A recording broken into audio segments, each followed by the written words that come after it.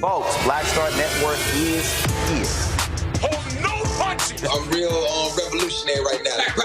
Support this man, Black media. He makes sure that our stories are told. Thank you for being the voice of Black America, Roland. Stay black. I love y'all. All momentum we have now, we have to keep this going. The video looks phenomenal. See, there's a difference between Black Star Network and Black-owned media and something like CNN. You can't be Black-owned media and be scared. It's time to be smart. Bring your eyeballs home. You dig?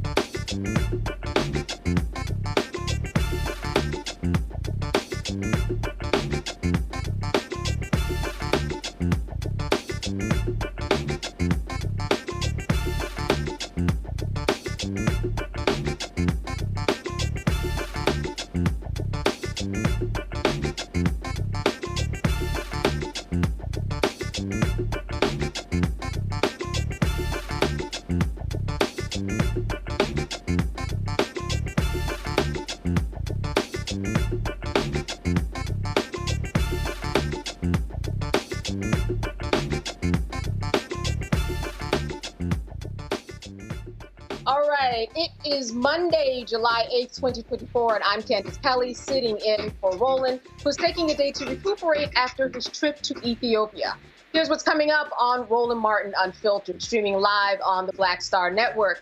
President Joe Biden is making it known that he will not step aside and will continue his quest to remain at the White House. Tonight, we'll break down the cause of the Biden election anxiety. Congresswoman Maxine Waters has some stern words for those who say Biden is too old for a second term. As President Kamala Harris describes to folks attending the 30th Essence Festival of Culture the dangers of a Trump second term. The Black Pennsylvania radio host who said the White House sent her questions to ask President Biden before the interview is fired. June's Black unemployment rate is on the rise, and we're going to talk to our resident economist, Morgan Harper, all about that uptick. It's time to bring the funk on Roland Martin Unfiltered, streaming live on the Black Star Network. Let's go. He's got it. Whatever the miss, he's on it. Whatever it is, he's got the scoop, the fact, the find. And when it breaks, he's right on time, and it's rolling. Best believe he's knowing. Putting it down from sports to news to politics. With entertainment just for kicks, he's rolling. It's on go, y'all. It's Roland Martin, rolling with Roland now. He's funk, he's fresh, he's real, the best, you know he's Roland Martin now.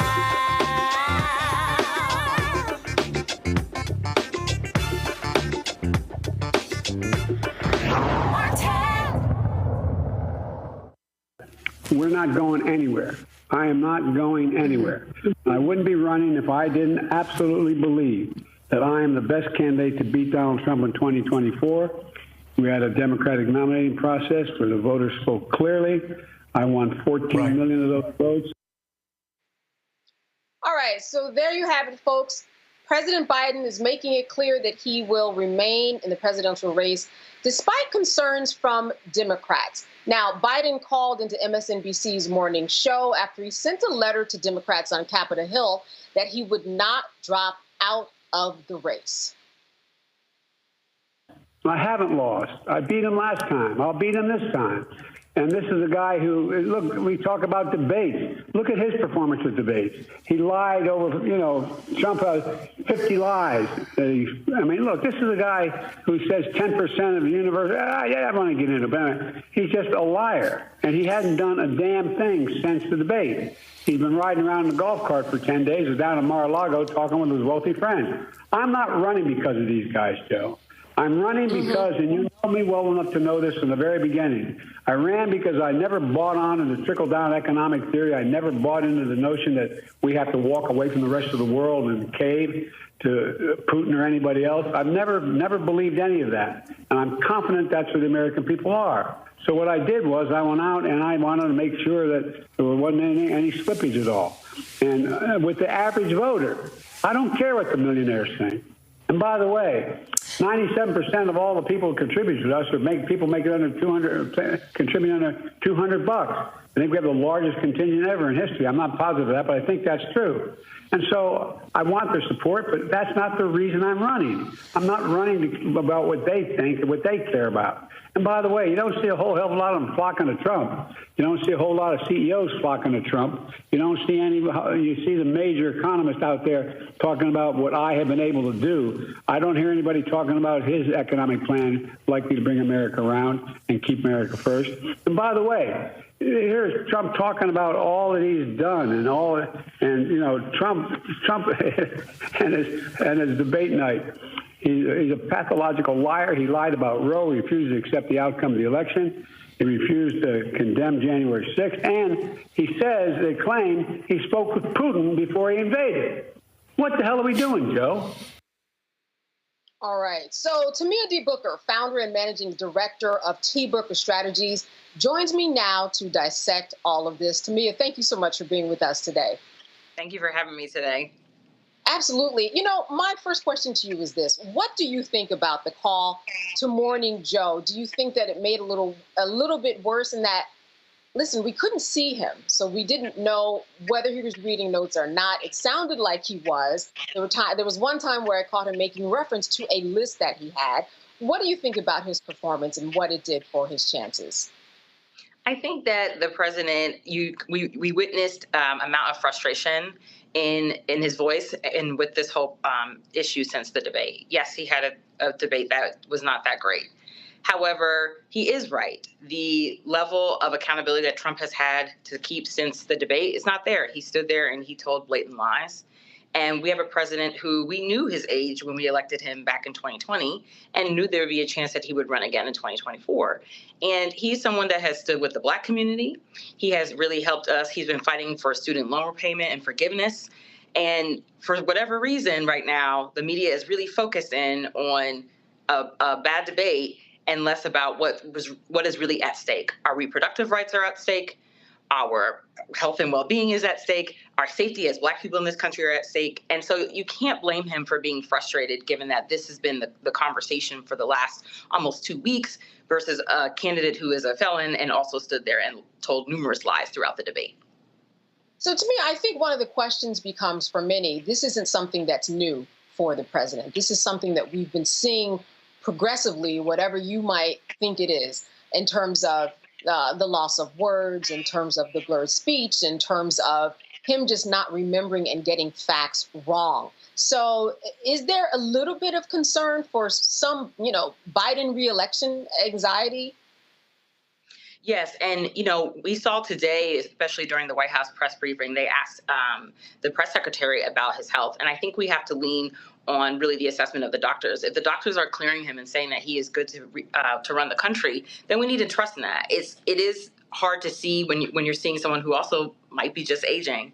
And the country has really expressed concern about this. But I think if he has physicians that have cleared him, then we should continue to trust that he is doing just fine. He's been campaigning since, nonstop, traveling all over the U.S., campaigning in battleground states, making his case. And he made a strong case this morning. And I think we have to just lean into the fact that he's made his case, and that's where we are. He's not getting out of the race, and we need to rally behind him. What about leaning into this whole idea that in order to really kind of solidify or not solidify this, and this is why it's such a between rock and a hard place, do you make sure that you push Kamala out there, the Vice President Kamala Harris out there, or are you holding back on that? Because either way could hurt you. What are your thoughts on that in terms of strategy? The vice presidential pick is always picked to help lift the ticket, right, and to bring momentum. And she did that in 2020. And so why wouldn't she do that again in 2024? She is someone that can really speak, especially with reproductive rights and abortion on the top of a lot of voters' minds, and something that's really at stake that Trump said that he would nationalize an abortion ban. It makes sense to have a woman stand here and campaign on behalf of that. She has been doing that throughout the presidency, her vice presidency. She's been speaking to what the administration needs to do and will continue to do so. So I don't see anything different because the presidential debate this year was actually earlier, and usually the presidential debates are later in September, right after the conventions, and they springboard the general election cycle. So this time the general election cycle just started earlier, so her being out there on the trail is just really in concordance with the schedule that they put together, having the debate start in June. Yeah, and it has started earlier, and now we see the repercussions of it. But I'm wondering, you're on Joe Biden's team. What are your next steps in terms of what do we need to do in order to win this race? And actually, on the other side of it, what do we make sure we don't do, because that would make us lose the race? Yes, and I will say that I'm a strategist, and I work with the Democratic Committee. I'm not an exact member of the staff, so I want to make that clear distinction before I say this. I think I just meant as a scenario. Like, say you are on his team. Oh, I see. What do you tell him? Oh, yes. If you're on the team right now, it's really the time to rally the people and really make the strong case that you should vote for him, right? We went through reasons why we should not take the risk of sitting at home and letting Donald Trump win this election, because we've got to protect ourselves and save ourselves. Unfortunately, and fortunately, it is on us. And so if I were on the campaign right now, the strategy would really be around reaching voters, talking to voters in every way possible, doing what they're doing, which is having him out campaigning across the country, and then making sure that there is a field program to talk to voters about why this is important. Yes, these are people that maybe you don't feel you can relate to all the time. But the presidency is more than just one person. It is an administration of thousands of federal workers who are working to help you. And so that is the part that people need to realize and continue to do. And to remember, we still have to vote. Our ancestors fought so hard for this right, and we can't sit back, especially not right now. All right, Tamia, we're going to take a break, so stay with us. We're going to get to our panel and a few more questions for you after the break. Stay with us. You are watching Roland Martin on the Roland Martin Network. Stay with us. Coming soon to the Black Star Network. I still have my NFL contract in my house. I have it in a case. It's 4 of them, my 4-year contract. I got a $600,000 signing bonus. My base salary for that first year was $150,000. Matter of fact, $150,000. $150,000. That's what I made, $150,000. Now think about it. My signing bonus was a forgivable loan, supposedly. When I got traded to the Colts, they made me pay back my signing bonus to them. I had to give them their $600,000 back. Wow. Yeah, I was so pissed. Because, I try to be a man of my word. I'm like, you, I'll give you your money back. Even though I know I earned that money, right. I gave them their money back. I gave them $600,000 back. But yet, I was this malcontent. I was a bad guy. I'm about the money. It wasn't about the money. It was about doing right. Because I looked at, because you look at contract. Look at John Elway. John Elway was making $1 million, $800,000. I was making $150,000. I was doing everything. And I'm like, but yet I was, I got so many letters, so I just play for free and all that kind of stuff. You don't forget that kind of stuff. Right. That stuff is hurtful.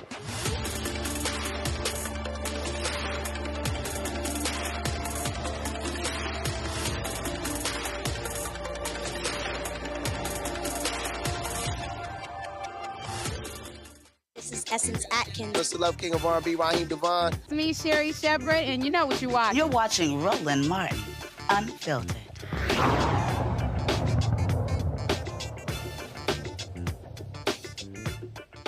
All right, we are talking about Biden's re-election anxiety. Join me now to talk about this. For the panel is Dr. Omakongo Dibinga, Senior Professional Lecturer at the School of International Service at American University out of Washington, D.C. Dr. Julianne Malveaux, she's an economist and an author also out of Washington, D.C. And Gavin Reynolds, he is a contributor to The Root and former speechwriter to Vice President Kamala Harris. He joins us from New Haven, Connecticut. Thank you all for being with us this evening. I want to first start with you, Dr. Malveaux. A question for our guest, Tamia. Tamia, President Biden missed an opportunity, I think, by not attending the Poor People's March and Rally on June 29th, a couple days after his debacle. I won't call it a debate. And I wrote a piece today that actually said he needs to get out more, not just out. Calling 20 members of Congress is not it. He needs to go to these, it's summertime. People are out and about. This is a time, I was so happy to see Kamala at Essence. I think she was extraordinarily effective there. But there are all kinds of gatherings and sororities and fraternities meet in the summer, the NAACP, the Urban League. I think that he should be out and about. And I think that makes a case that the Congress says he hasn't made. What do you think about really programming him to be out more? I can't agree with you more than what you just said. I started my work doing that type of outreach, making sure candidates went to our big events. And that's what he does need to do. The campaign, as I was saying earlier, really needs to make sure they're reaching voters. And the folks at the conferences that you mentioned, especially the NAACP, the Urban League, these are the people that do the work. And so he needs to make his case over and over again with organizations in addition to his campaign events. So I think that's the other thing that's important. So I can't agree with you. I can't agree with you any more than what you said, because I think it's just so important with all constituency groups to make sure that the president is speaking to people at these conferences and has the opportunity to really speak to what his administration has done and what they will continue to do. Gavin, question for Tamia. Tamia, thank you. I think a lot of us recognize that this election is going to come down to Black voters in key cities, in key states, whether it's Atlanta, Georgia, my hometown, Detroit, Michigan, Philadelphia, Pennsylvania, Milwaukee, Wisconsin. Oh, nice. So I think obviously, the president and his administration have delivered an incredible record for the Black community, whether it's creating jobs or lowering the cost of healthcare. But obviously, we've seen that those accomplishments haven't necessarily completely translated into sentiments felt by ordinary folks on the ground. What do you think Black voters, let's say Black men, because I think Black women are solidly, have been so reliable for the Democratic Party coming out and voting in elections. What do you think Black men in these cities, in these states, need to hear from the president to activate them? Not to necessarily not vote for Donald Trump, but to get off the couch and cast a ballot for him, for Joe Biden in November. Yes, that's a great question. And thank you for shouting out my home city of Philadelphia, which is a very large city and a very large battleground state. And I will say just from that perspective, too, it's really we've seen with Black men in particular, the issues with the economy is really hitting home. And he really needs to talk about how he makes the economy stable, how housing can be more affordable, how our groceries can be more affordable once again, because I think that is one thing I've seen in just my campaign work this past year. That's at the top of voters' minds. And for Black men in particular, as they're leading their families, as they're trying to establish themselves, it's very important that he speaks to our men about those particular issues. And I know that he went to Morehouse, but we also need to go to other HBCUs. And over the summer, we need to go to non-HBCUs. And I'm an HBCU graduate, but I think it's important that we're reaching us everywhere. And then also, again, like Dr. Malveaux suggested, is going to these conferences where people are already gathering, meet the people where they are. So if our men are doing events or barbecues or what have you, he should stop through those. And he does have Black men at the leadership helm on his team. And I think that we'll see more of that focus over the summertime. Thanks, Tamia. Thank you. All right, Dr. Dibinga, a question for Tamia. Yes, Tamia, I want to ask you a question about the media. People talk so much about how in 2016. You know, the media gave like Donald Trump like over $1 billion and basically like free advertisement, the way they kept promoting him. And I just wanted to get your thoughts on what seems to me to be a double standard where, you know, Trump has been incoherent throughout the election process, looking at the rallies, so on and so forth. And so not even talking about the whole thing about wanting to be a dictator and all of that. I'm just talking about like the optics and why you think, or do you think the media has been fair as it relates to how it treats Biden's actions versus how they treat Trump's actions? That's a great question. I just had this conversation earlier today. You know, in 2016, President Obama was furious at how much airtime they gave Trump. And we're seeing it in a different way right now. I, at one point, just wanted to stop looking at my phone because I looked at one article about the debate, and then my phone was flooded with every single thing that was bad about Biden or the administration or the campaign staff.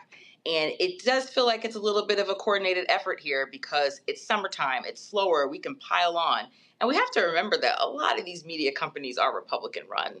So there's some advantages that they get when there's a Republican president, no matter who he is.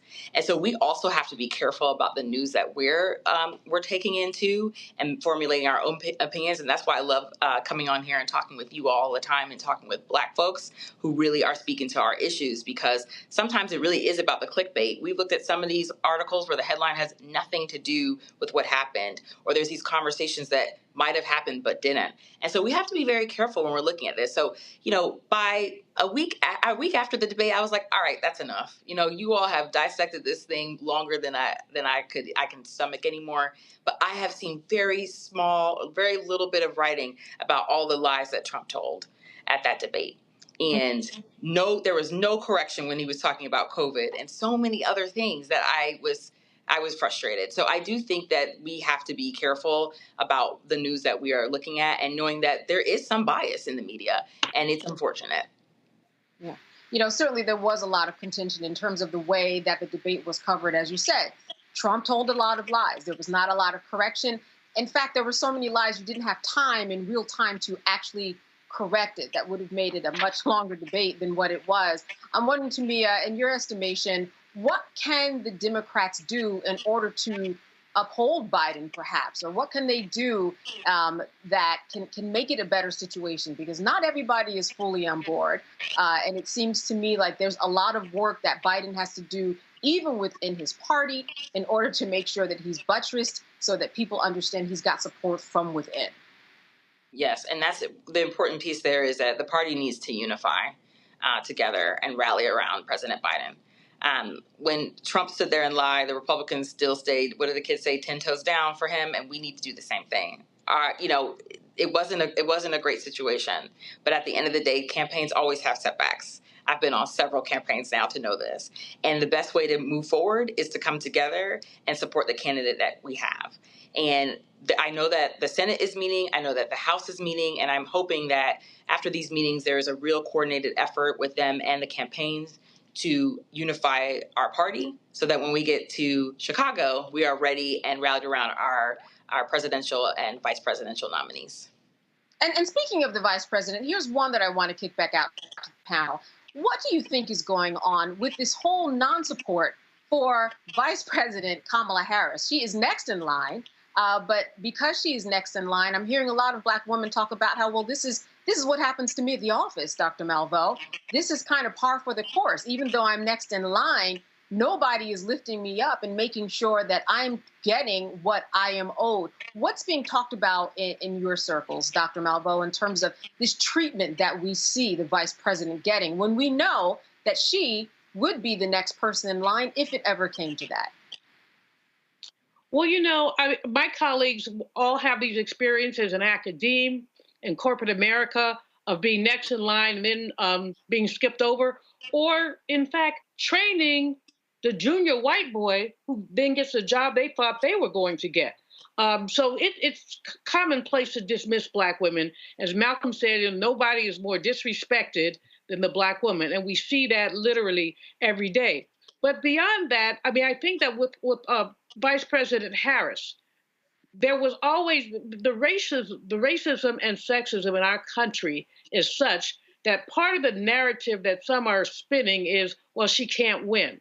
Well, white America won't vote for her. So you're going to go out of line and go, Gretchen Whitmer, bless her soul, just said she's not running. Take her name out of it. I'm sure Gavin Newsom, my California colleague, about as hungry as never mind. But anyway, he's in California, so I don't know. He would love to have it, but he's been a good team player heretofore. Helm Makongo was laughing because he knows me. I edited myself on Makongo. I definitely edited myself. But some of these names that are being passed around, Pete Buttigieg is a great guy, but he's not ready.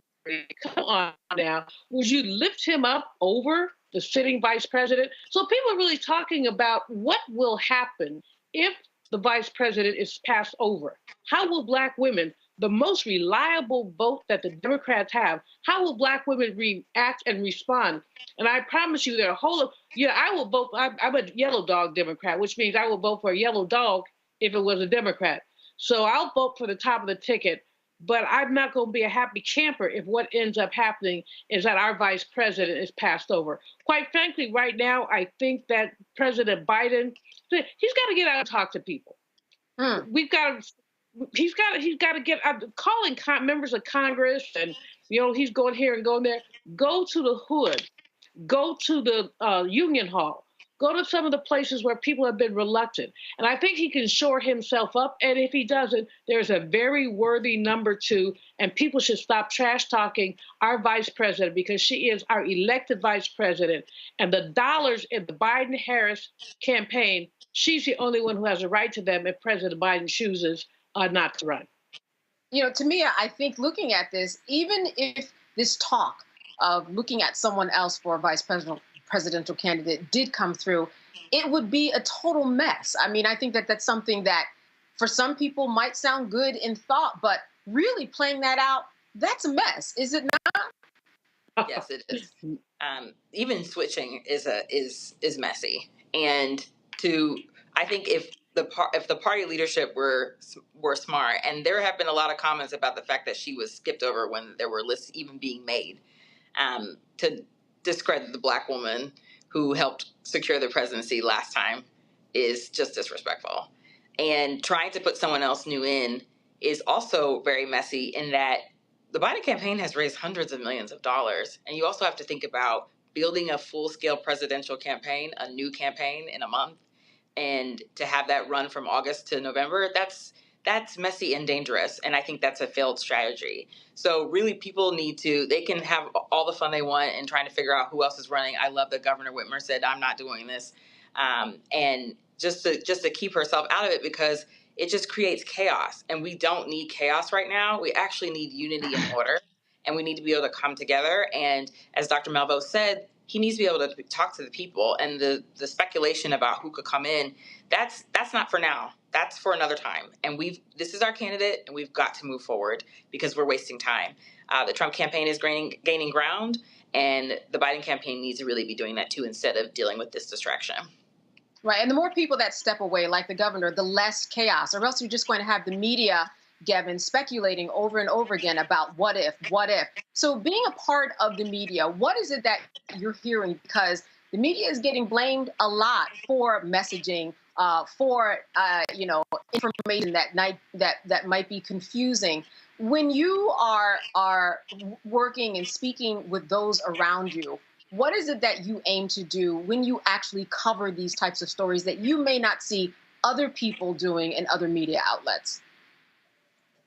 So I'll say this, a majority of my journalism is focused on opinion pieces. So I don't want to suggest that, I'm necessarily covering this story at the moment as a reporter. I'm covering it certainly on my own social media handles and sharing my thoughts, in platforms like these. But I think it's really important that we have people who look like us who are covering this story because, as was mentioned a moment ago, and a lot of the early lists that were being generated as to who might be able to step in should President Biden step aside, I was astounded to see the vice president's name left off of those. And we really shouldn't be surprised by that just because of the biases that we know exist in the media. And we've seen the unfair treatment of Vice President Harris for a very long time now. I think a lot of journalists have been, waiting for moments like these where they can continue, to discredit the vice president who, if you just look on social media right now, what are a lot of the clips that we're seeing surface?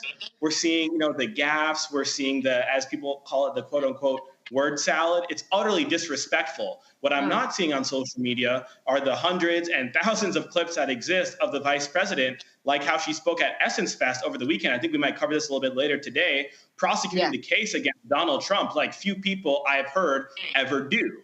And so I call on those who are reporting this story to lift up the vice president and what she's doing and how she's speaking truth to power when it comes to prosecuting the case against Donald Trump, when it comes to prosecuting the case against other MAGA Republicans, when it comes to speaking truth to power around protecting our fundamental rights and freedoms, like reproductive rights, like a whole host of other rights and freedoms that are right now under attack by those on the right. And so I call on journalists and those who are even just talking about this issue on social media or with others around you to do so with integrity, to do so with respect for the vice president. Yeah, and then Dr. Dubinga, I mean, if you don't get the news, because we get news that's put in our face all the time, but then our responsibility comes when we have to go out and create a narrative for ourselves to understand what's really going out there. We just can't wait for the news to fall into our laps. You really have to research to understand what all these candidates are doing. So I think part of it also falls on the voters. Absolutely. And that's something that bothers me. For people who live in D.C. in 2018, I ran for city council. And if you blinked your eyes, you missed my campaign. So long it lasted. But I remember I was out there on the street trying to talk to somebody about, why they should, vote for me and the like. And she literally did not stop walking. And she said, I don't do that politics stuff. And I'm like, I just never forgot that. And as many of us have said on the show, if you're not at the table, you're on the menu, right? And so like everything that we do in this world, from the toothpaste that we use to the road to the school taxes and why one school is funded better, it's all because of people that we send to office. And so this lack of, look, I understand the Biden-Harris campaign needs to do more. I understand they need to get out there more. Everything that was said to here, go to the hood. I get all of that. But there's a certain level of sophistication that's supposed to be expected from the voters as well. And I feel like people have used the fact that Biden is not literally knocking on their door as an excuse to be like, well, I'm not going to support this guy. Like, you can look up the legislation. You can look up the laws. You can look up presidential records. Like, we argue more about who's the NBA or NFL or WNBA MVP and cite all of those stats, but can't cite the stats about Biden versus Trump on black colleges, on diabetes, on student loans, and so on and so forth. And so I'm calling for all the voters out there to do exactly what you were just talking about, Candace, and do your research. I remember a story I saw about one guy who said he's not voting for Biden, and then all of a sudden $80,000 in loans got forgiven, and now he's hosting events to educate people about Biden's agenda. Like, that's the type of stuff that we need to be doing. It's not either or, it's both and. Yeah. And that'll do it. Pay off somebody's loans. You're probably going to host an event yourself. Listen, we have more. I know that Tamia, you're going to be with us for a little bit more. So stay with us. You are watching Roland Martin Unfiltered here on the Black Star Network. See you on the other side of the break. When you talk about blackness and what happens in black culture, we're about covering these things that matter to us, speaking to our issues and concerns. This is a genuine people-powered movement. There's a lot of stuff that we're not getting. You get it, and you spread the word. We wish to plead our own cause. Too long have others spoken for us. We cannot tell our own story if we can't pay for it. This is about covering us. Invest in black-owned media. Your dollars matter. We don't have to keep asking them to cover our stuff. So please support us in what we do, folks. We want to hit 2,000 people, $50 this month, raise $100,000. We're behind 100,000, so we want to hit that. Y'all money makes this possible. Check some money orders. Go to P.O. Box 57196, Washington, D.C. 20037-0196. The Cash App is $RM Unfiltered. PayPal is R Martin Unfiltered. Venmo is RM Unfiltered. Zelle is RolandSMartin.com. Me, Sherry Shepard, with Sammy Roman. I'm Dr. Robin B., pharmacist and fitness coach, and you're watching Roland Martin Unfiltered.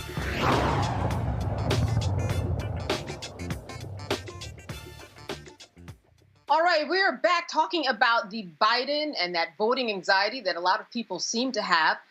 California Congresswoman Maxine Waters was on a panel at the Essence Festival of Culture where she completely dismissed the notion that President Biden's age should be a factor in running for re-election. We're now at a point in time where people are talking about Biden is too old. Hell, I'm older than Biden.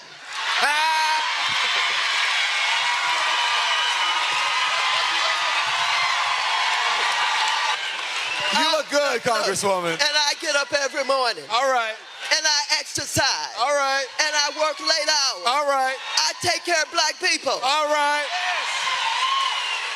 Trump has told you who he is. He defined himself. He is a no good, deplorable, lying, despicable human being. And he's talking about if he doesn't win, there's going to be a bloodbath. There's going to be violence. There's going to be a civil war. Who the hell do you think he's coming after? Who's going to be targeted? Who is he talking about? But you know he means business because he is the one that led the invasion on the Capitol January 6th. Now, do we have to talk about the difference between these two? Now, I want to tell you, no matter what anybody says, it ain't going to be no other Democratic candidate. It's going to be Biden, and we better know it. Tamia, here's what we know. Somewhere in the universe, someone's printing up some T-shirts talking about how Trump is despicable and deplorable. I can assure you that. But what you said, I would imagine more of that is needed in terms of Maxine Waters. Yes, absolutely. So we have a term for that on the campaigns. We call them surrogates, people who go out and deliver the message and campaign on your behalf. And that was, she nailed it. You know, I saw it earlier this morning and I was like, yes, this is the message that needs to get out there, which is at the end of the day, we are too caught up in age and we need to really be caught up with what's at stake. And Auntie Maxine, she's always called out Trump since before he was elected the first time. And having her out there and reconnecting with folks on this particular issue with this campaign, it's perfect. And you see Congressman Horsford next to her laughing because he knows, like, this is exactly it's the truth. And it's what's needed. It's what the people need to hear. Let's reset. Let's get back to reality here. Things will be dangerous. Trump has said so. And when he said he was going to do certain things before he got elected, what is the first thing that he did when he was elected? He put a ban on Muslims coming to the United States. And he wasn't as emboldened, as empowered as he is now. And if he gets reelected, we're going to see worse. And we need to keep that in the front of our minds. Oh, I'm not so excited about who's on the ballot. Okay, are you excited about keeping yourself safe? Let's go ahead and just let's make sure he's not president again. Yeah. Dr. Malvoy, I want to throw this to you. I know that you have been down to the Essence Festival of Culture. This is the place where you do go to get people talking. Absolutely. And the stage is always hot. This is, I mean, I'm happy that Kamala was there, but I wish that President Biden could have been there as well. That's the kind of retail politics that he's so good at, touching people, empathizing with people. But sisters are there, sisters and brothers. A lot of folks are there, and it's hot, hot, hot. And it's hot in New Orleans, too. But it's hot, hot, hot. And so these are the kind of things that I think he very much needs to do. When I listened to Congresswoman Waters, I could call her Maxine because she's my friend. When I listened to her, I thought about, who came to my mind was Dr. Dorothy Irene Height. Dr. Height was 98 when she made her transition in 2010. Until only a few months before she made her transition, she went to the office Ed Day. Do you hear me? Ed Day. And she went in there clean as the Board of Health with her hat and gloves on.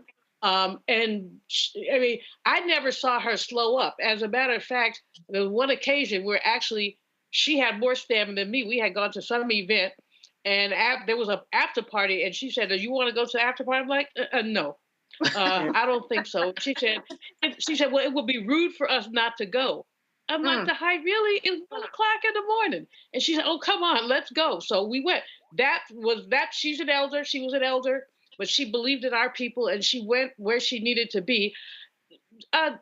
President Biden doesn't quite have that stamina, but he has that willpower. So you can't write off people because they're elder. Because I mean, we have to have an intergenerational society. And what Joe Biden has probably got more than these fools who are talking about him leaving have ever known.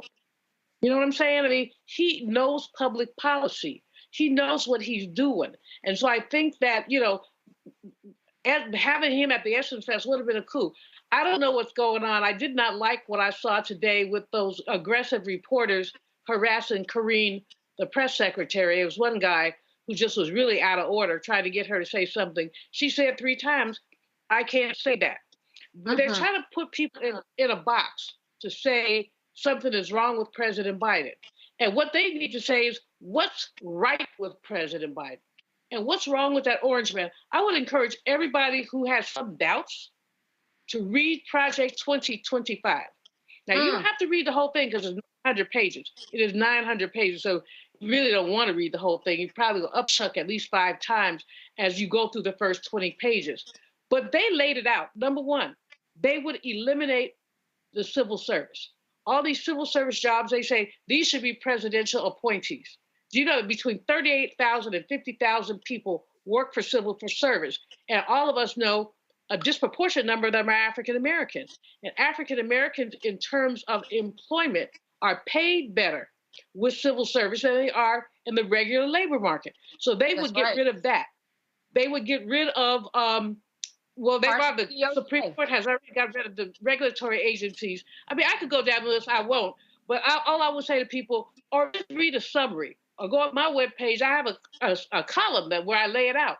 We do not need to be ignorant. And that lying person, I'm cleaning myself up over Congo. You're influencing me positively. But that lying person, he doesn't know anything about Project 2025. He is a liar and a coot.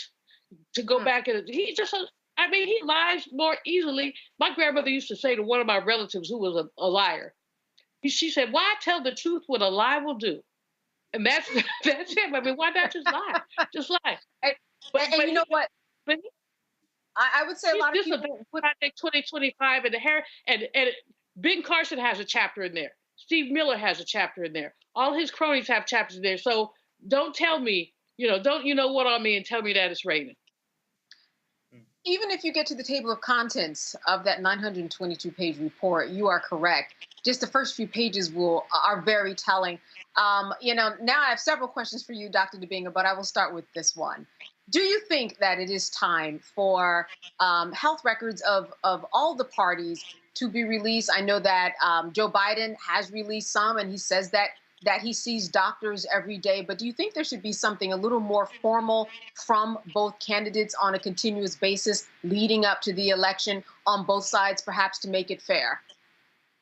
Well, all I care about as it relates to that question is that it is fair and that it's equal, and that if one person has to do it, the other person has to do it or face the same consequences. As Biden said this morning in the call with Morning Joe, is that, since February, he released everything. So do people need it daily? Do they need it hourly? Do they need it weekly? He said he had a cold and other things and got checked out today. But do we remember when Donald Trump's doctor, who he affectionately called Ronnie Johnson, and his name is Ronnie Jackson, at a rally when he was standing right there, Ronnie Jackson says something to the effect of, President Trump is the most fit president in the history of presidents, or something to that effect. And people just let that fly. Like, how does this guy, like I said, back when Trump was president, how does this guy even have a medical license still, right? And so that's what I'm talking about. The inconsistency is a problem. People have let them lie about Trump's height and his weight and all of these other types of things. And so I think that it's actually ridiculous that there's not a same standard. And let me just end with this, Candace. We're talking about seeing the same health records. We've also have never seen Trump's taxes. And Biden has released all of those. And so I'm saying there's never been a consistent playing field as opposed to the expectations, and have the level playing field and have consequences for both of them for not doing what has been said. But don't just have it on Biden to do this. To me, what do you make of this Project 25? Certainly Trump has been trying to stay the distance away from it. He says that he knows nothing of it. However, at the same time, he says that he doesn't agree with what's in it. Those two can't happen at the same time. As Dr. Malveaux said, just read the first couple of pages and you know exactly where this is going and who's involved. Dr. Ben Carson has been on the campaign trail with Donald Trump. It seems to me that at some point they would have parsed that conversation about his 922-page document. What are your thoughts about all of this? I couldn't agree with Dr. Malveaux more. I started reading it and it made me feel sick. And I was like, I cannot believe that this is where they want to see the country go. If people are also looking for a summary, the Biden campaign does have it on their website. It's really dangerous what they're trying to do and really completely change the way that we govern. And as it was mentioned, you have thousands of employees that are working for the government that are Black, that they are basically trying to discriminate against. They've continuously talked about smaller government, smaller government, smaller government. And we know what that means. That means cutting people from doing the work. And we have to remember the importance of federal workers. Even just with that recent Supreme Court case with, cutting down on regulation, like we need the FDA to make sure our food is safe. We need the Environmental Protection Agency to make sure we're actually breathing in clean air. And these are the things that are super important to keep us functioning on a day-to-day basis.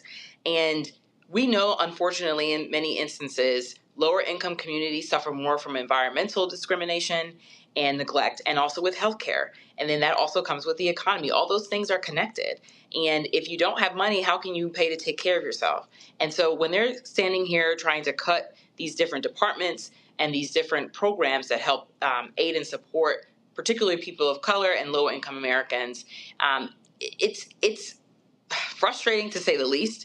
And it's frankly ridiculous. And I think that Trump is trying to distance himself from it right now because it's an unbelievable read. I didn't read all 900, but I read enough of a summary to know that this is actually scary, and you can't believe that someone actually thinks, or a group of people got together and said, this is what we're going to do as we move forward.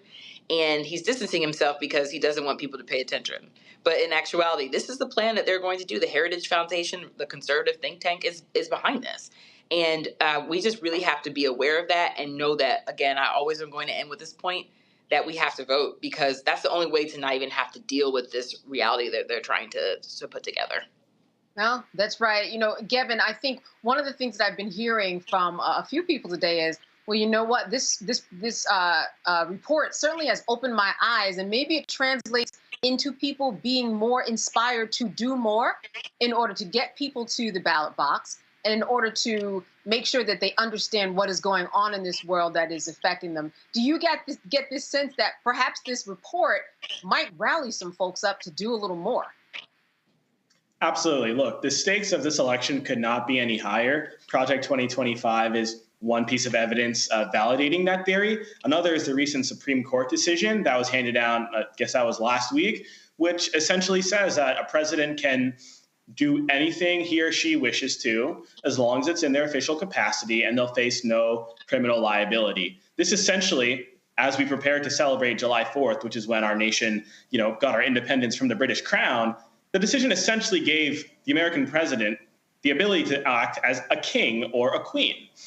In a second Donald Trump presidency, that means that Donald Trump can literally carry out not only the terrible policies, the borderline illegal policies, in some cases straight up illegal policies contained in the pages of Project 2025, he could also order the assassination of his political opponents, whether they be Joe Biden, whether they be me, who was a political appointee in his administration, could be literally anybody, and he would face no criminal liability.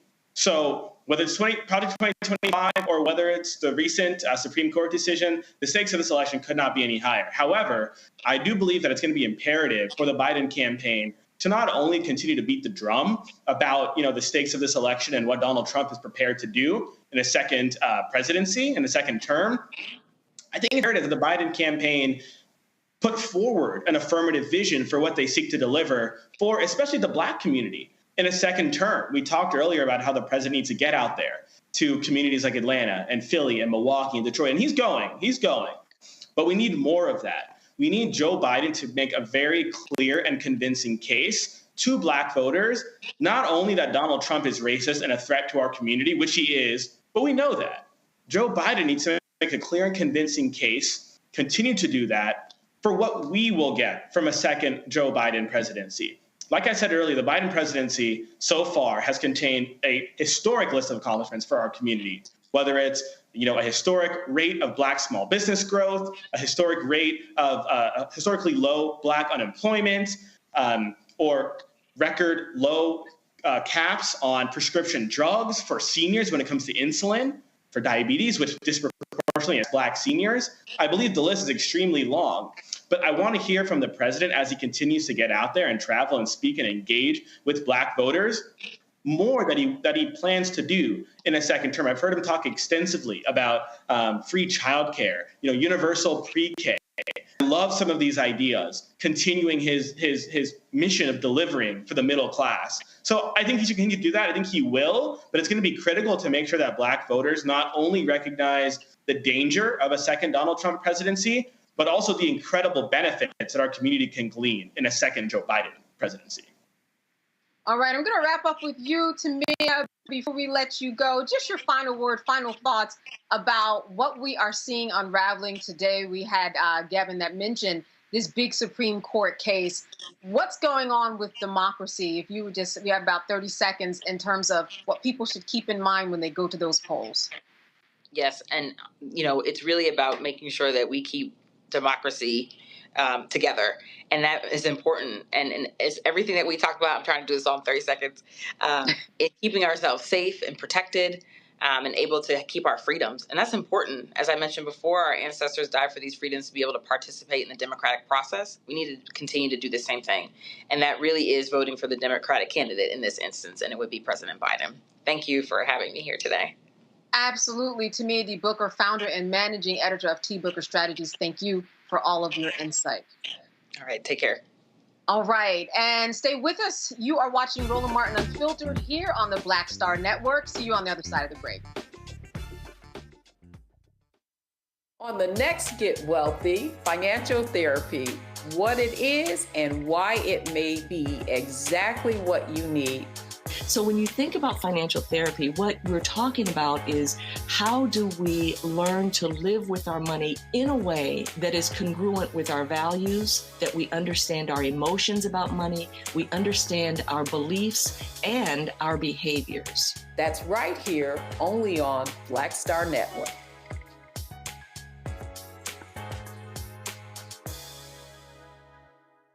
On a next, A Balanced Life, it takes a village to raise a child, and truer words have never been spoken.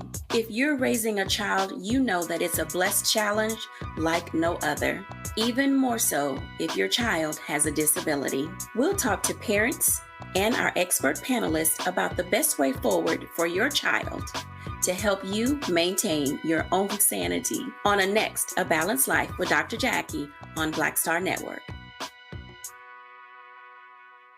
Me, Sherry Shepard, and you know what you're watching, Roland Martin Unfiltered.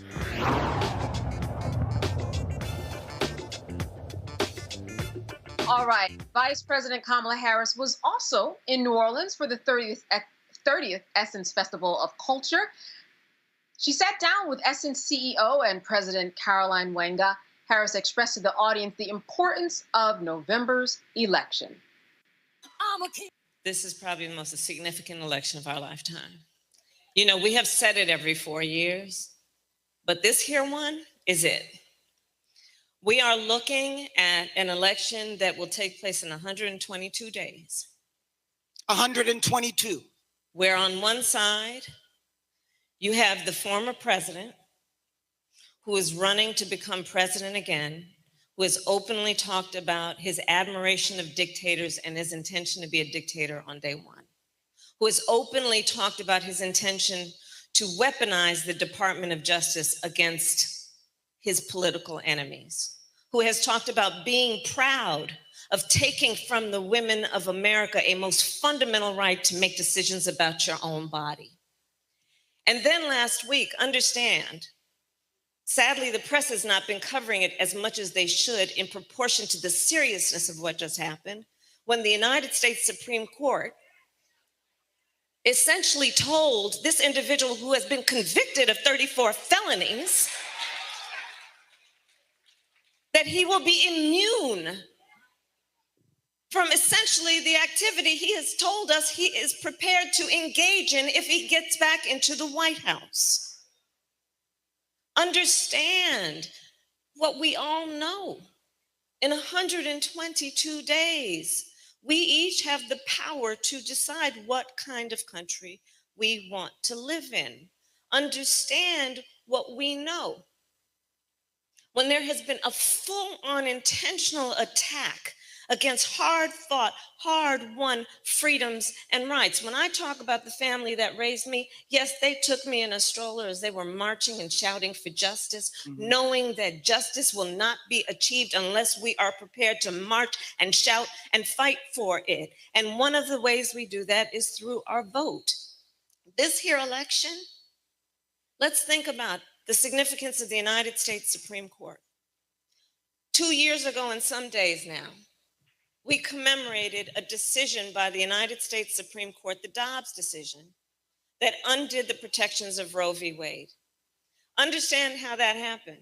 The former president, who wants to be president again, hand-selected 3 members of the United States Supreme Court with the intention that they would undo the protections of Roe v. Wade, and they did as he intended.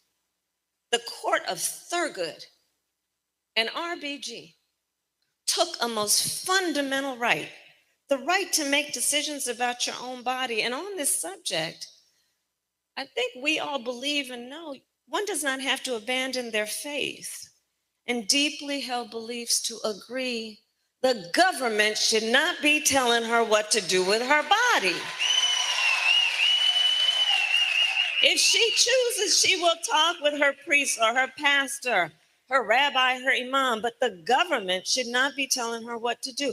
Understand that the former president, who is up for re-election, has said he is proud of what has happened, proud of the fact that our daughters will have fewer rights than their grandmothers, that we have seen in state after state, they're passing laws punishing healthcare providers, in Texas providing for prison for life for a doctor or nurse who provides reproductive care. Understand, laws being passed and proposed that make no exception for rape or incest. Caroline, you asked me about the things that have influenced my career. That's exactly right.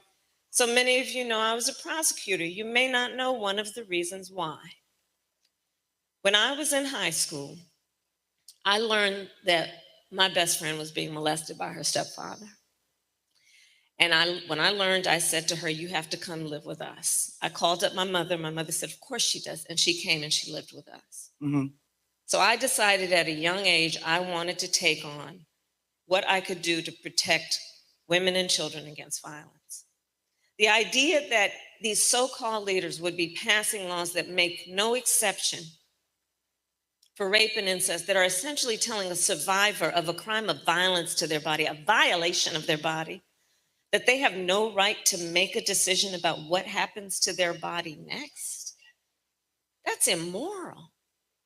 And that's what's happening in our country right now. You look at the taking of fundamental freedoms and rights. In Georgia, passed a law to deny people and make it more difficult to have freedom to access to the ballot. Passed a law that makes it illegal to essentially give people food and water for standing in line to vote. The hypocrisy abounds. What happened to love thy neighbor? So if you want to see more of the entire conversation, we streamed it on the Black Star Network. You know, Dr. Dibinga, she has been out there and she has been talking this talk for a very long time.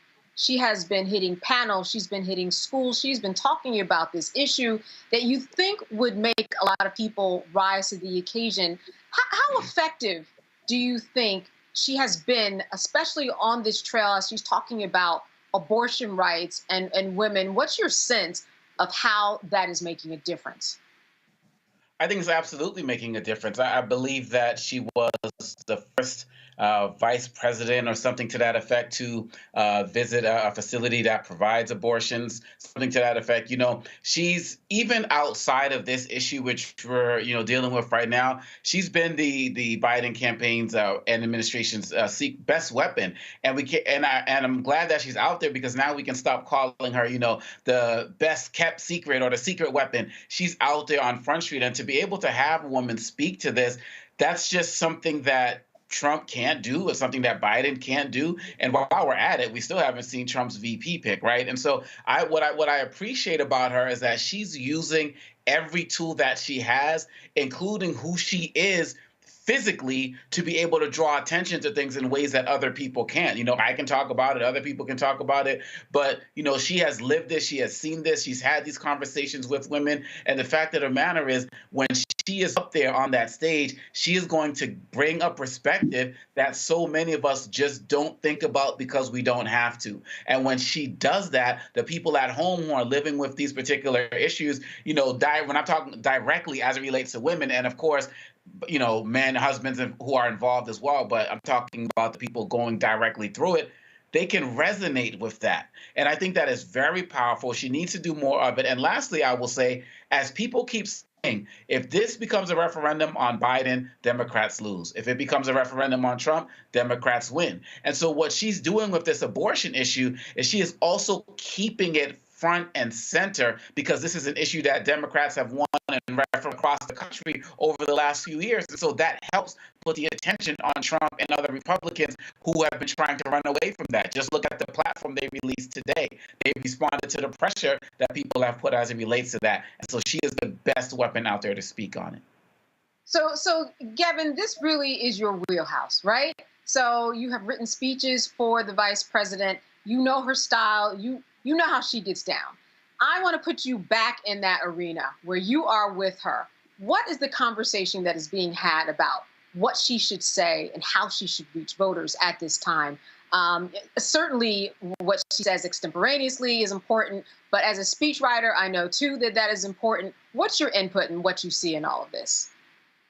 Absolutely. So, the job of a speechwriter, above all, of course, you have to be an excellent writer to be a good speechwriter. But above all, you have to be able to put yourself in the mind of your principal.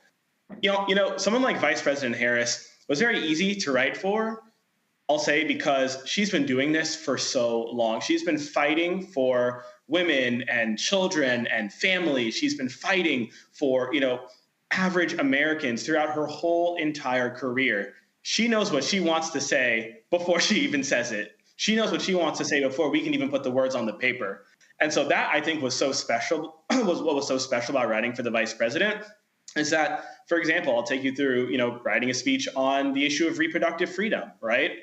I think what the vice president really cares a lot about is sharing the stories of everyday Americans. So, for example, before the vice president delivered a speech in North Carolina commemorating the 50th anniversary of the 50th anniversary of the overturning, the 50th anniversary of Roe v. Wade, excuse me.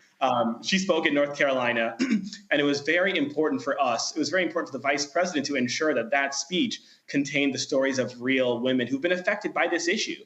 And so I had the opportunity to hop on a call with a woman who was denied essential life-saving reproductive care at a hospital in Florida.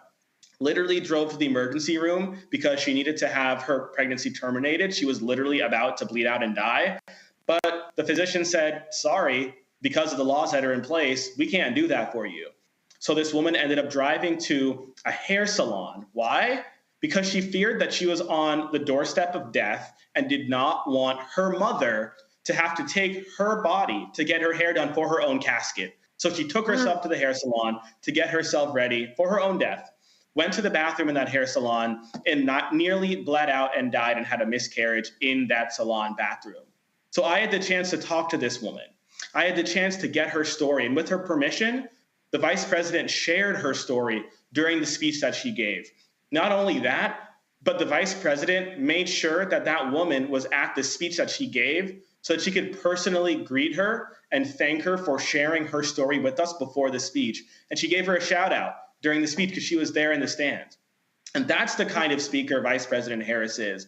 She's someone who knows that it's the real stories, it's the everyday stories of the people touched by these issues that make a speech truly special. And since leaving the vice president's team, I've continued to see the vice president employ that same approach, whether it's speaking not only on the issue of reproductive freedom, but also speaking about economic opportunity, economic justice. She went on a tour earlier this year, I believe we spoke about it on this very show, in which she went to cities like Atlanta and Detroit and talked about the work that this administration is doing to expand access to capital to Black and brown folks, whether they be entrepreneurs or other folks who are reliant on capital that have been denied to them and those in our community for so long. And so I've seen her do this not only while I was with her, but I've seen her do it since I've left her office. And it makes me very proud. And I think Omokongo is so correct in that she is one of the most effective ambassadors on so many issues. And I'm excited to see this campaign continue to lean on her. Because she truly is no longer one of the best kept secrets.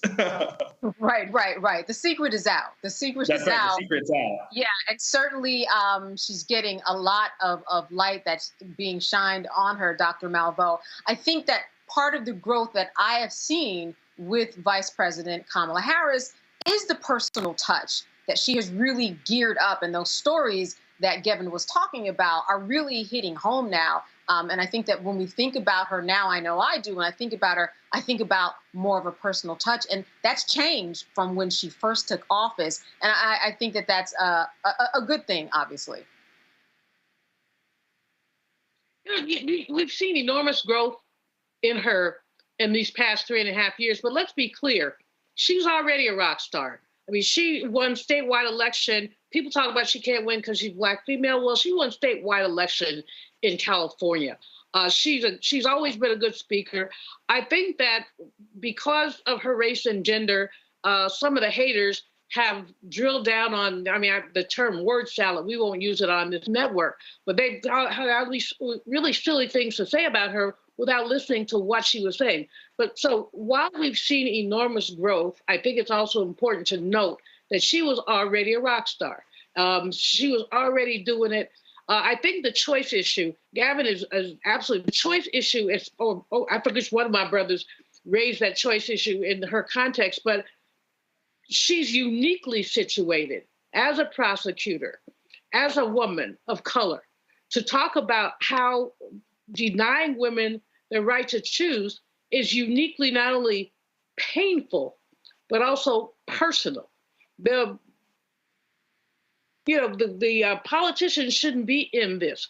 This is a woman's decision about her body. And she communicates that far more effectively than many others do. I just hope that I think that, of course, Black women are paying attention. I hope that Black men are paying attention to understand what they have at stake when women don't have bodily autonomy, because it's not just a women's issue, it's a family issue. We can look at a number of things, and other economic indicators that talk about what happens when women have abortions, what they lose, not only in terms of, not what they lose in terms of abortion, but when they are forced to take a pregnancy to term, what they lose. I mean, imagine that you're a poor woman who becomes inadvertently pregnant and you have to keep the baby. Now, what you gonna do with that baby? And you're not gonna love up on that baby but so much, perhaps. Some folks are like, I don't like this baby. This baby was not my choice. I know people who have given their children up for adoption, which was probably the best thing in their case. But in any case, there are economic reverberations to denying a woman a right to choose, including her employment situation, any number of other things. But I think that the vice president is far better situated to raise some of these issues and the economic issues. The economic development tour was great, but far better situated to raise these than some other people. So I think that the Biden-Harris administration has gotten it, that she is basically an effective tool. I don't think they got it at first, but we all know that the role of the vice president is always very nebulous. I mean, if you look at the Constitution, it doesn't lay out, this is what your job is. The president picks what your job is, and they create your portfolio, whether you want it or not. And we've seen really smart people. I give Al Gore an example. Very smart man. Well, he got the internet. He nailed that. But he was not able to transform his vice presidency into an effective campaign because of the nebulous nature of the work he did. So I think that just because of what's going on with that orange man, she's been able to very effectively communicate, and the Biden administration, both of them need to be running like they stole something in these next few days. Yeah, we know that when she first got into office, she got some really bad assignments when it comes to that border wall. And you're right, there's nothing in the Constitution that says specifically what she should be doing. They get it. She got it on a plate for her, served to her. And what was on that plate, a lot of it certainly didn't look good, but she certainly keeps on rising to the occasion. All right, more on Roland Martin Unfiltered when we come back after this break. You are watching the Black Star Network. Stay with us. Next on the Black Table with me, Greg Carr. Dr. Gerald Horne, a man regarded by many as the most important historian of our time. He provides us a history lesson I'm betting you've never heard before. Texas enslavers who planned to continue the conflict even after Appomattox, even after the formal surrender of Robert E. Lee. Dr. Horne talks about his new book, The Counter-Revolution of 1836, Texas, Slavery, and Jim Crow, and the Roots of U.S. Fascism. You do not want to miss this conversation. Only on the Black Table, right here on the Black Star Network.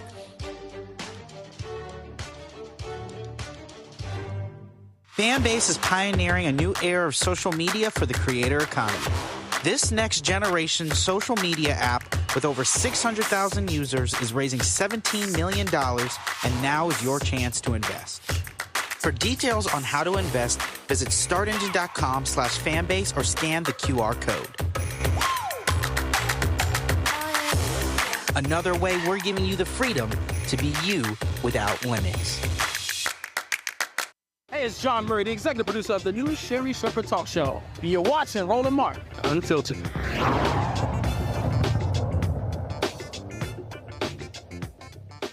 All right, a Philadelphia radio host has been fired after a controversial interview with President Biden. WURD, an independent Black-owned talk radio station, landed Biden's first interview following the June 27th presidential debate. During a CNN interview, the station's host, Andrea Lawful Sanders, admitted to asking Biden questions at the White House that the White House had sent her in advance. You each you asked 4 questions, and maybe that's what you were allowed to ask by the campaign or the White House. But they were essentially the same questions, both interviews, about accomplishments, progress in your respective state, what's at stake in the election, what he has to say about his debate performance, and what he would say to voters who think their vote doesn't matter or might sit this election out. Were those questions given to you by the White House, or did you have, or the campaign, or did you have to submit questions ahead of this interview? The questions were sent to me for approval. I approved them. Okay, so the White House sent the questions to you ahead of the interview? Yes. Okay. I got several questions, 8 of them, and the 4 that were chosen were the ones that I approved.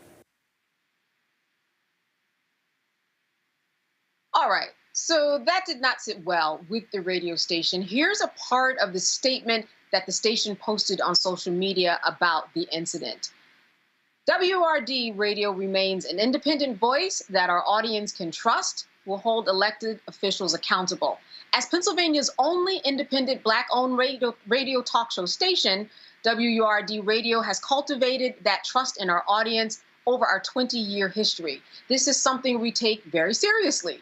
Agreeing to a predetermined set of questions jeopardizes that trust and is not a practice that WURD Radio engages in or endorses as a matter of practice or official policy.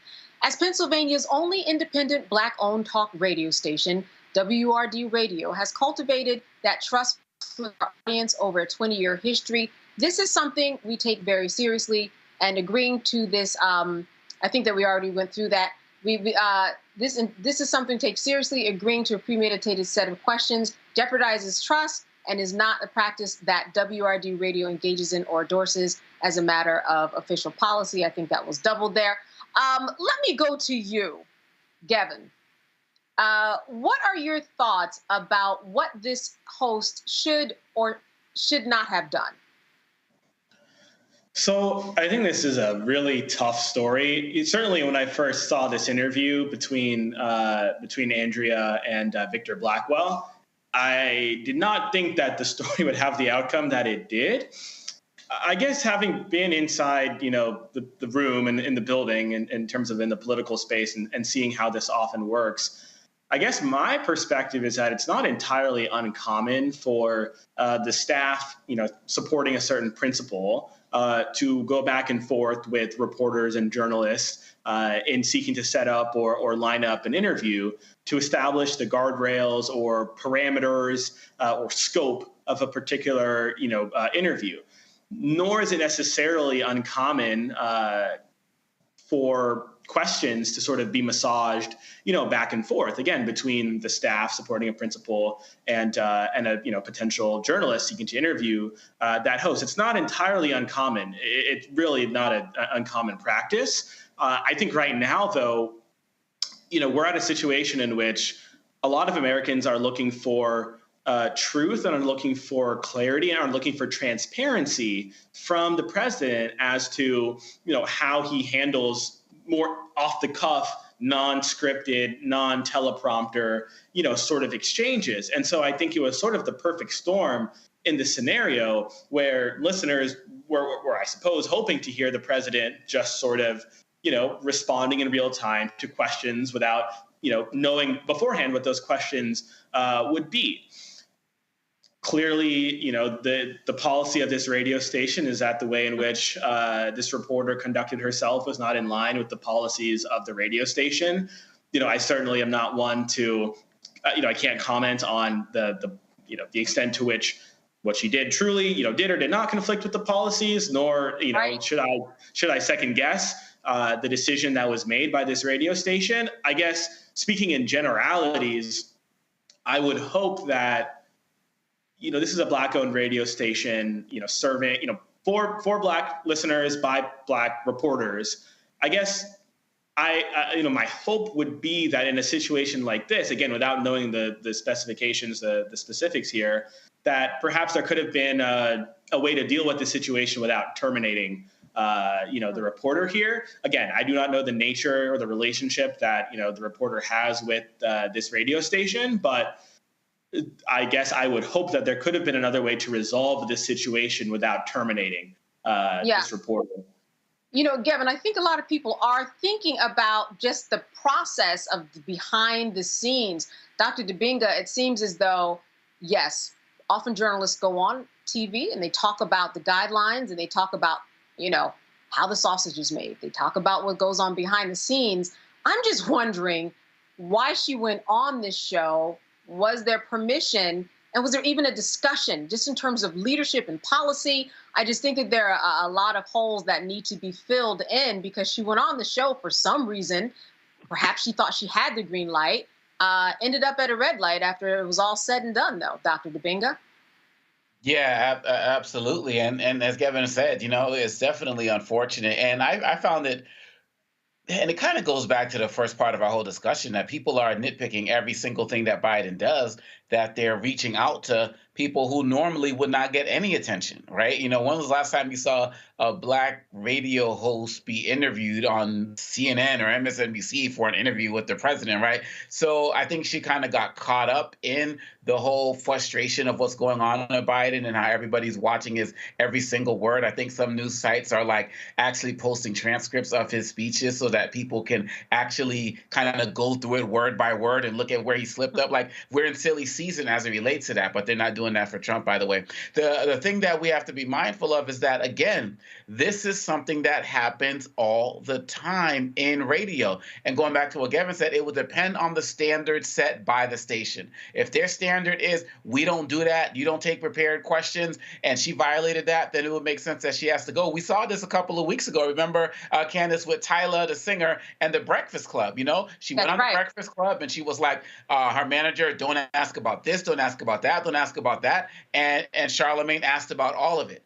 And so there's a certain level of integrity that stations are supposed to have. Karen Hunter talked about this. She said she would never take an interview where she can't ask the question she wants, but if somebody said you have to take our questions, she would deny the interview from the beginning and wouldn't do it. So it comes down to the integrity of the station, and it comes down to the integrity of the host. And if the integrity of the host and the integrity of the station are in conflict, then clearly ownership is going to win out, right, as it relates to that. And so I think it's an unfortunate situation all around. Clearly, this radio station has its standards, and they felt like they weren't met by her. But I think that we have to be careful as it relates to those of us in this media space in general to not nitpick every single thing. Biden has done 15 events since the debate, right? And it's still not enough for people. We can't keep nitpicking every single thing. The campaign's going to do what it's going to do. The radio stations are going to do what they're going to do. And we have to make sure that we're respecting that. And it doesn't seem like she did in this case.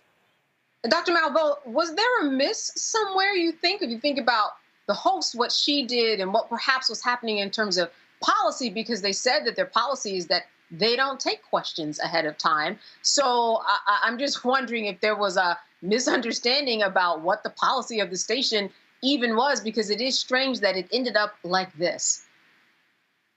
It is very strange. You know, I have a radio talk show Monday mornings at 9 a.m. on WPFW. I think Oma Congo has been my guest once.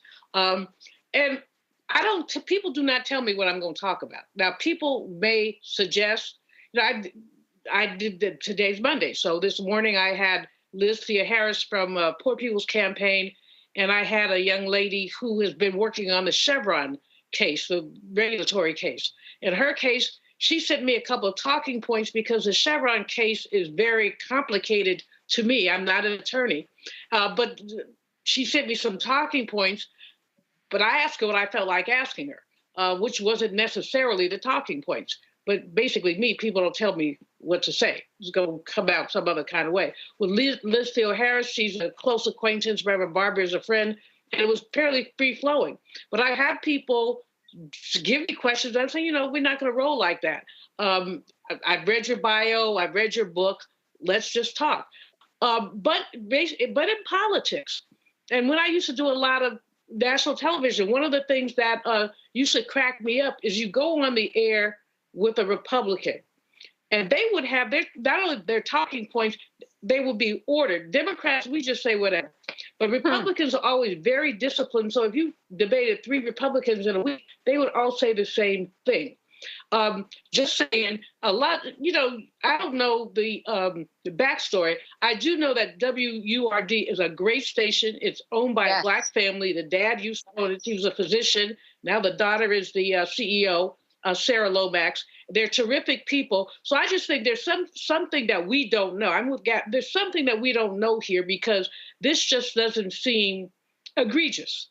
Some of the questions that you would ask President Biden are questions anybody would ask him. I mean, you want to know how you felt about your debate. You want to know, what your accomplishments are. So I just think that there's something missing. But I'm sorry for the sister, and I'm sorry for the station. But no. Sister Girl said, I'm not a journalist. She made all these qualifiers. So I do think that there's a mismatch that we're not hearing about. Yeah. I think they're also, and I'm in agreement that there is some information.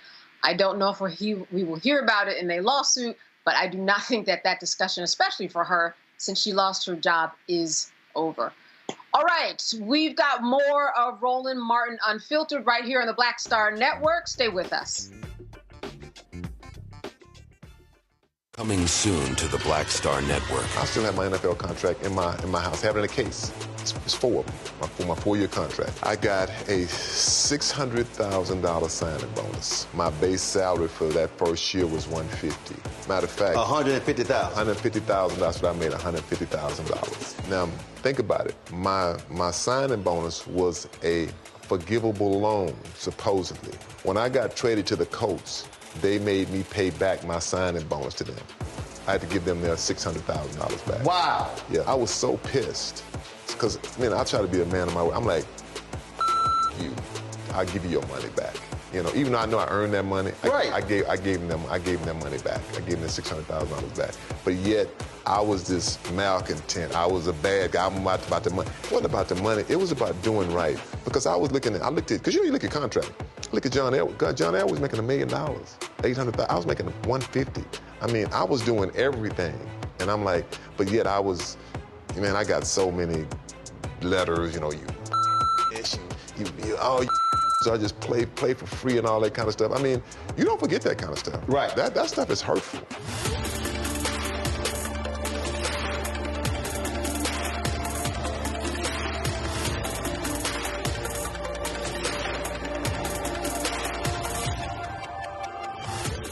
Farquhar, executive producer of Proud Family. Bruce Smith, creator and executive producer of The Proud Family, Louder and Prouder. And you're watching Roland Martin Unfiltered.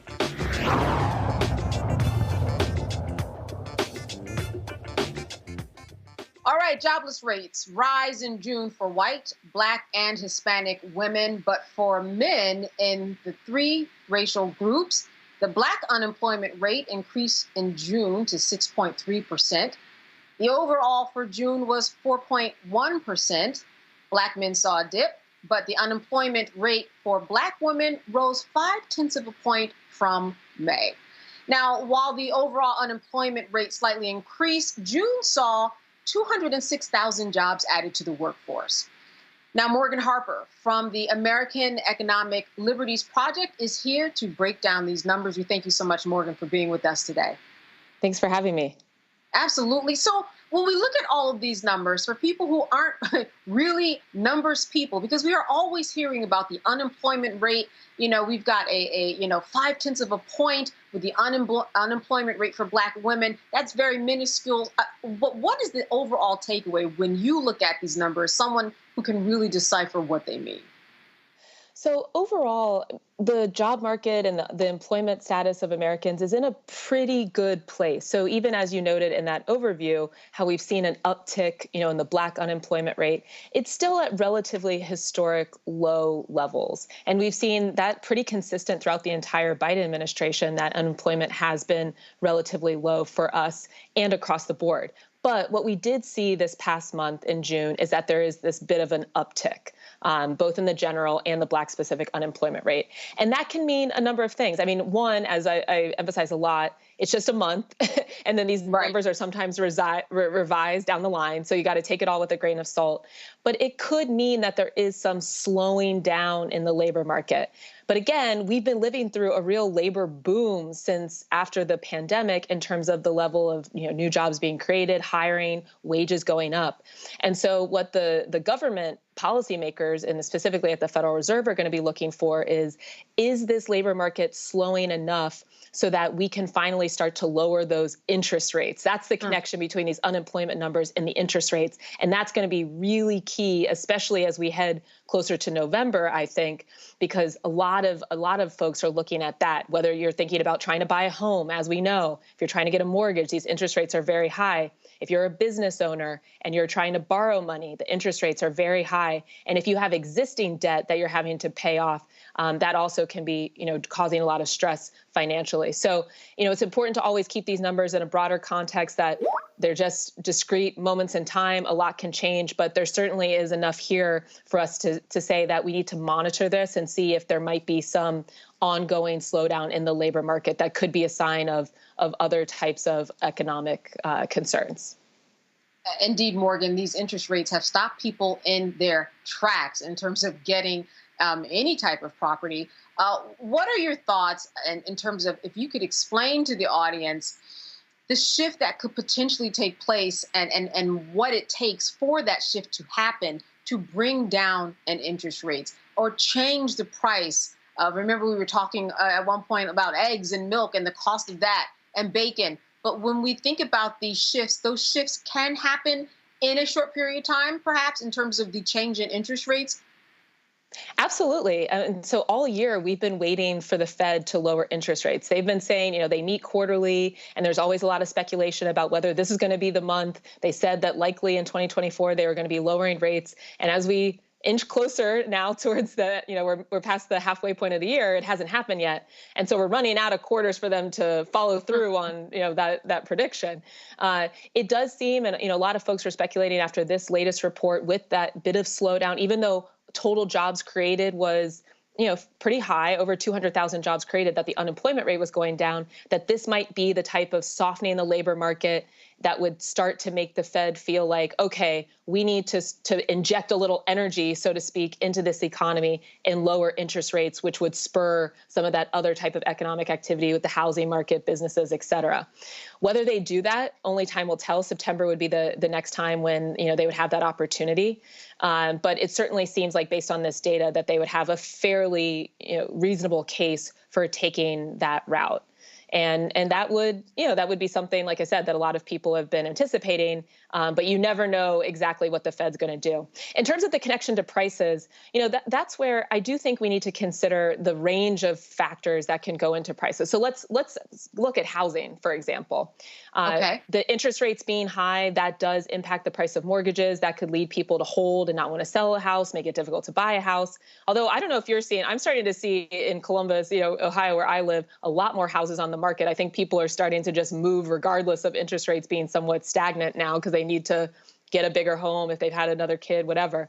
But we also need to look at the full scope of what could be driving those housing prices. We've learned in this past year about how, there's been a software that was allowing landlords. So because it's not as easy now or as cheap to buy a house, a lot more people are stuck in rental situations than perhaps they'd want to be. And landlords are taking advantage of this. And they're not just taking advantage of it in a traditional supply and demand situation, which would be legal. There's only a limited amount of rental housing, and then you're going to increase the prices because more people maybe are staying in that market.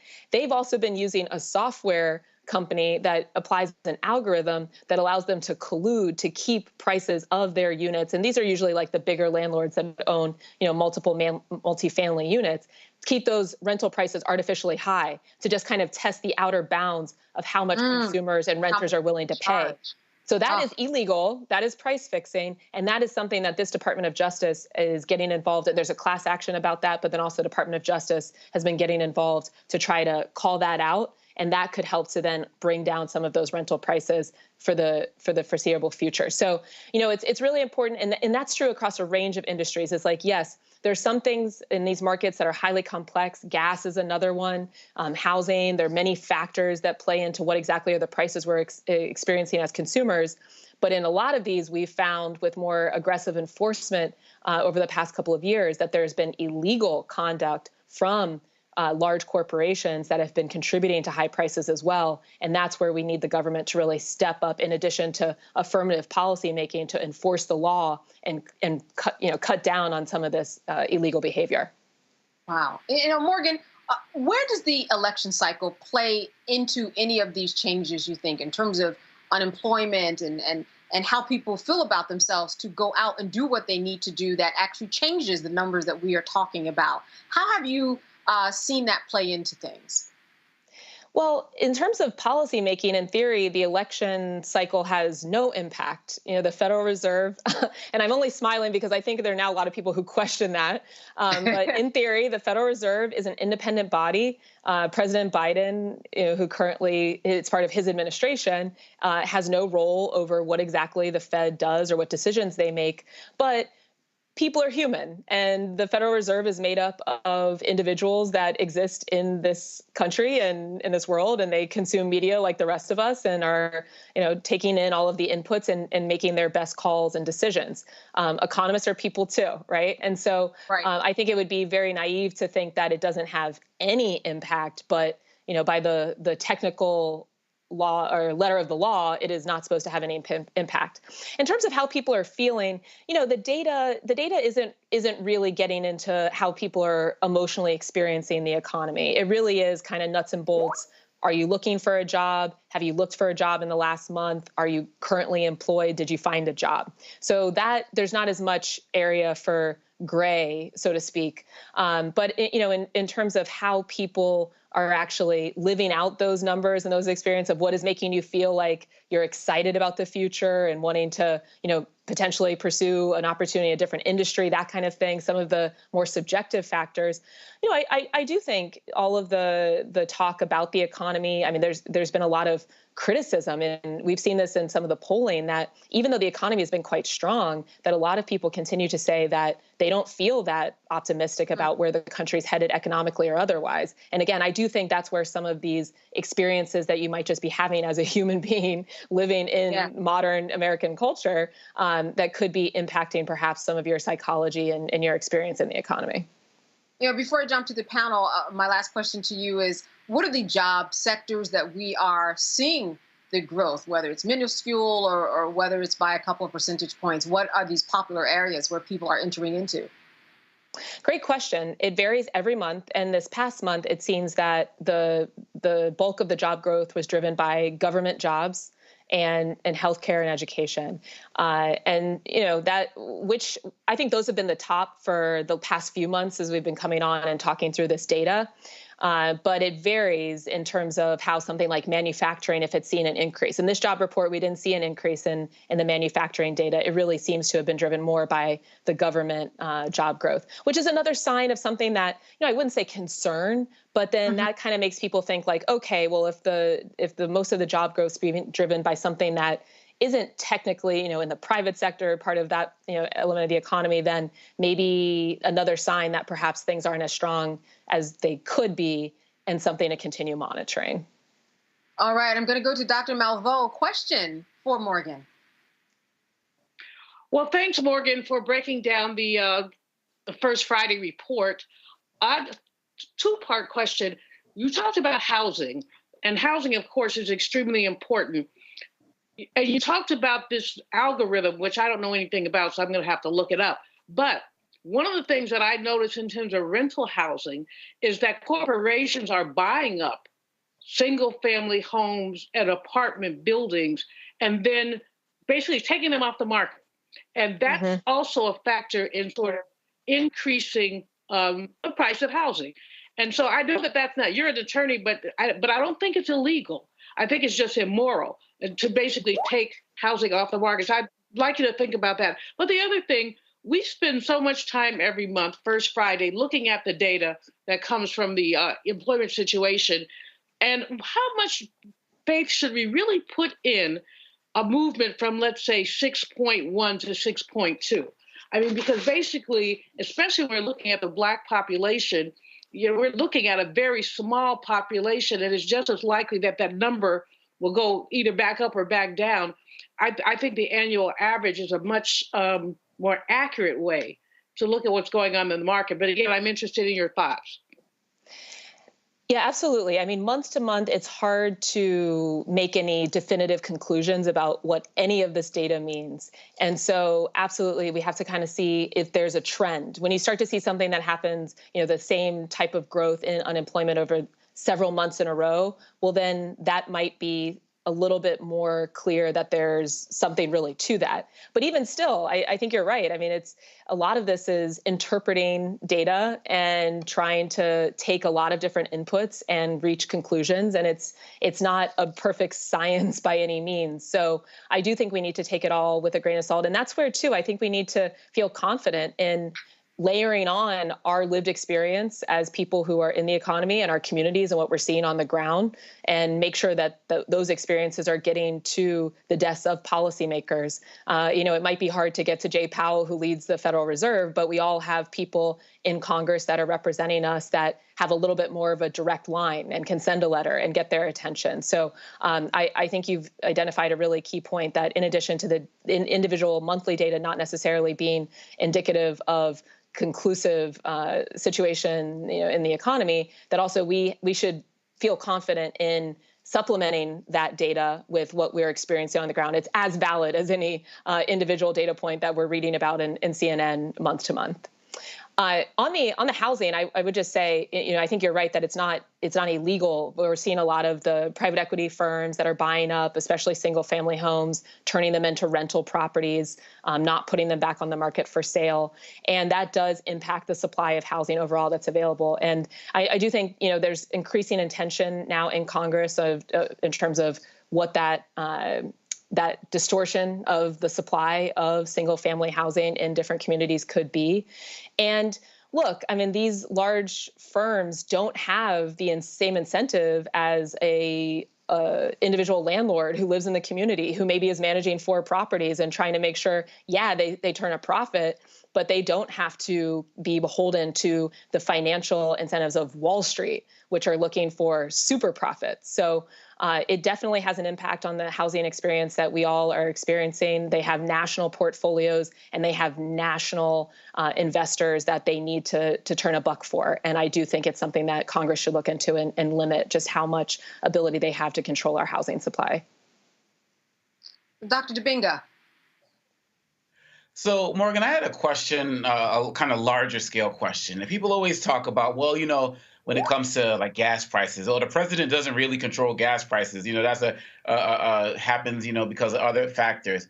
My question is, what does a president really influence as it relates to the job market? Because people talk so much about Trump's unemployment numbers versus Biden's, and some will say, well, it was actually COVID. No, it was this or that. To what effect does a president's actual policies affect the job market?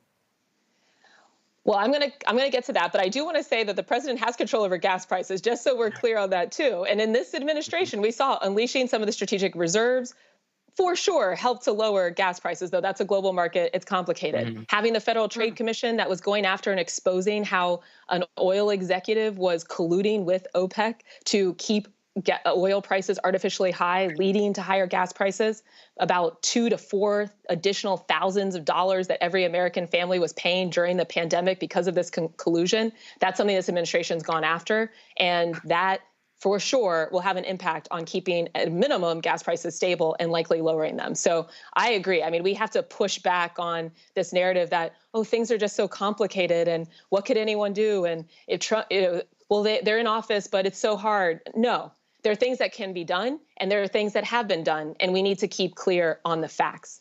Now, when it comes to the labor market, I mean, this is getting back to the manufacturing jobs that I mentioned. This was a month where we didn't see growth in the manufacturing sector. But as I'm sure a lot of us know, there's been big investments from the administration in the manufacturing sector, the Infrastructure Act and some of the climate investments and building out the CHIPS Act. But these are longer term projects. And so that is a lever that Congress has been able to utilize in passing this legislation, but the president's support of that legislation and making sure that the federal bureaucracy was also going to be on board to implement some of these grants, like Department of Commerce, which is in charge of the implementation of the CHIPS Act, which is going to increase our domestic production of semiconductor chips, which fuel pretty much every electronic at this point and a lot of different manufacturing items in the whole economy.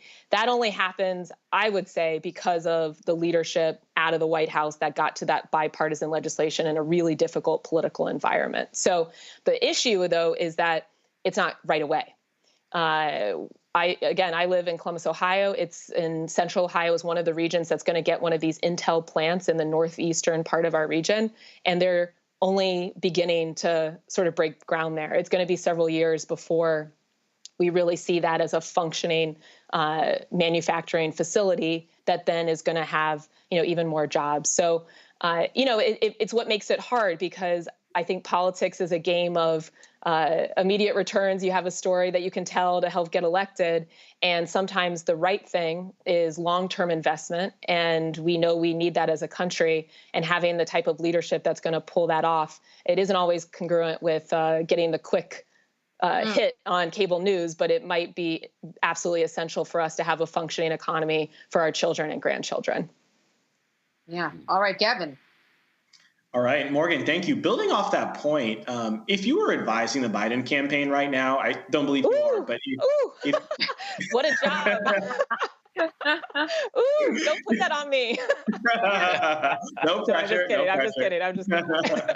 If you were advising the Biden campaign, how would you be encouraging them to message the economy right now in terms of, the accomplishments that they've delivered, which you rightfully pointed out aren't necessarily being felt as accomplishments by everyone right now.